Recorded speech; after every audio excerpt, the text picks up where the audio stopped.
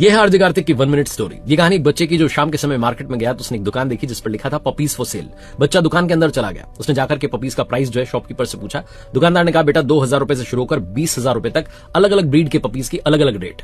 उस बच्चे ने कहा अंकल मेरे पास तो सिर्फ 100 रुपीज का नोट है, क्या मैं इन पपीज के साथ थोड़ी देर खेल सकता हूं? ये 100 रुपए आप रख लो। दुकानदार ने कहा बेटा पैसे की जरूरत नहीं, आप ऐसे ही खेल लो। बच्चा उन पपीज के साथ खेलने लगा। तभी उसकी नजर पड़ी कोने में एक दुबका हुआ सा पपी जो चुपचाप बैठा था। उस बच्चे ने कहा अंकल ये इतना मासूम सा उदास सा क्यों है? उस दुकानदार ने कहा बेटा इसका एक पैर जो है वो ढंग से काम नहीं करता, ये 3 पैर से लंगड़ा के चलता है, इसलिए चुपचाप बैठा रहता है, ज्यादा घुलता मिलता नहीं। उस बच्चे ने कहा अंकल मुझे यही वाला पपी चाहिए, इसका प्राइस क्या है? दुकानदार ने कहा बेटा इसका क्या प्राइस होगा, इसको तो कोई फ्री में भी नहीं ले जाएगा। बच्चा बड़ा उदास हुआ। उसने कहा अंकल मैं आता हूं अभी थोड़ी देर में।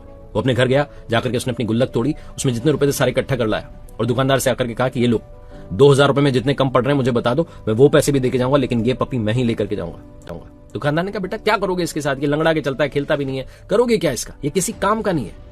उस बच्चे ने तभी अपनी पैंट को थोड़ा सा ऊपर किया और बताया कि देखो मेरी जो लेफ्ट वाली लेग है, जो मेरा ये वाला पैर है, इसमें स्टील की रॉड डली हुई है। ऐसे तो मैं भी किसी काम का नहीं हूं, लेकिन मेरे घर वाले मुझे अपने साथ रखते हैं ना। छोटी सी कहानी है जो बताती है कि लाइफ में हर किसी को रिस्पेक्ट दीजिए, हर किसी की कद्र कीजिए, इज्जत कीजिए, क्योंकि हम सब उसकी संतानें हैं। और याद रखिए किसी की कहानी पूरी जाने बिना रिएक्ट करना सही बात नहीं होती। पूरी कहानी जानिए उसके बाद ही रिएक्ट करना शुरू कीजिए।